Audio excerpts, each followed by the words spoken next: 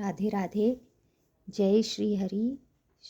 जय श्री हरि। जय श्री हरि। जय श्री हरि। जय श्री हरि।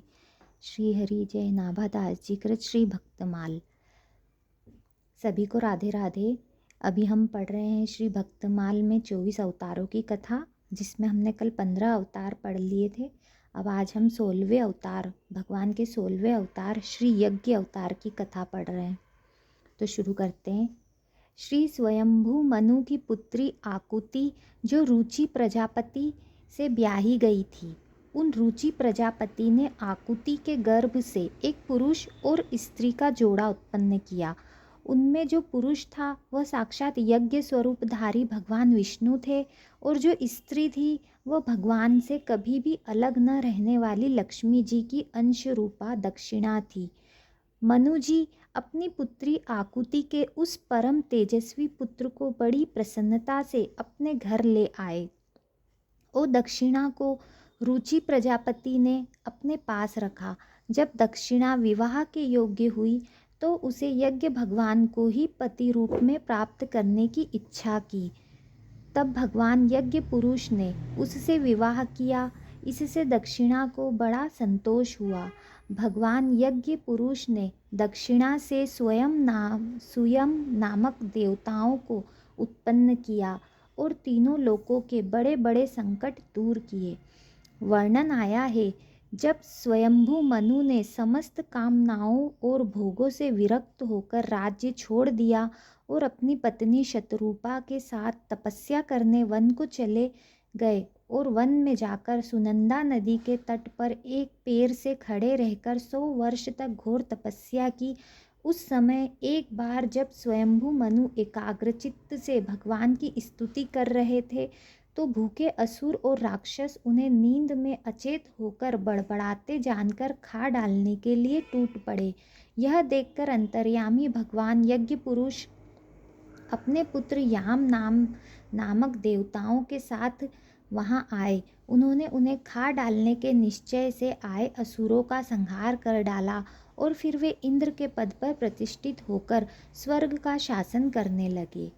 तो ये थी भगवान के श्री यज्ञ अवतार की कथा।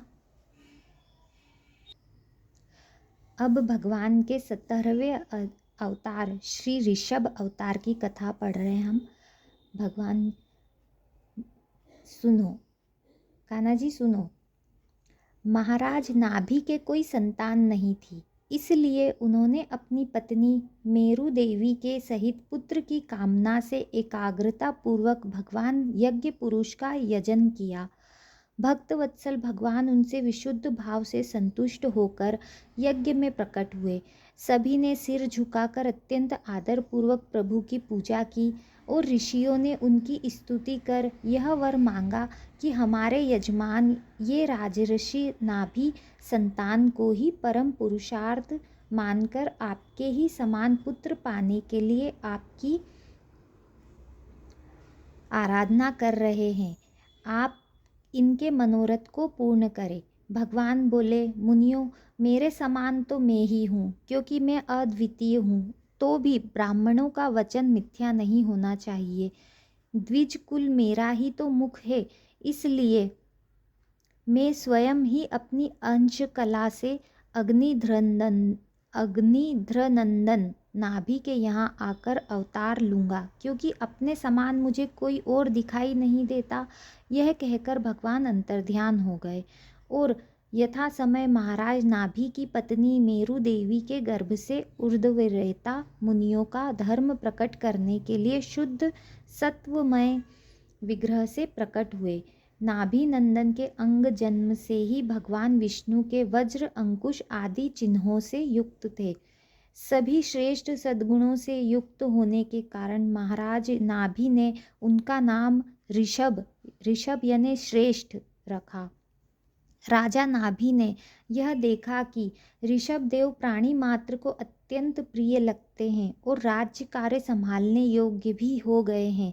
तब उन्होंने इन्हें धर्म मर्यादा की रक्षा के लिए राज्याभिषिक्त कर दिया और स्वयं पत्नी मेरु देवी के सहित बद्रिकाश्रम चले गए और वहाँ भगवान की आराधना करते हुए भगवत स्वरूप में लीन हो गए।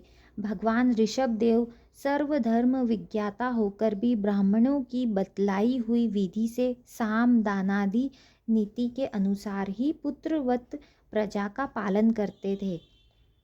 एक बार इंद्र ने ईर्ष्यावश इनके राज्य में वर्षा नहीं की तो योगेश्वर भगवान ऋषभ ने अपनी योग माया के प्रभाव से अपने वर्ष अजनाभ खंड में खूब जल बरसाया।